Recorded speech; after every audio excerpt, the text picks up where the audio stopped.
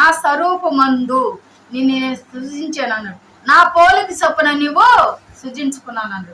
ఆయన ముక్కిచ్చాడు, ఆయన కన్నులు ఇచ్చాడు, ఆయన రూపం పూర్తిగా మనకిచ్చాడు, ఆయన దేహం అంతా కూడా మనకిచ్చినాడు, ఆయన ప్రాణం కూడా మనకిచ్చినాడు, ఆయన ఆయుష్ను మనకిచ్చినాడు.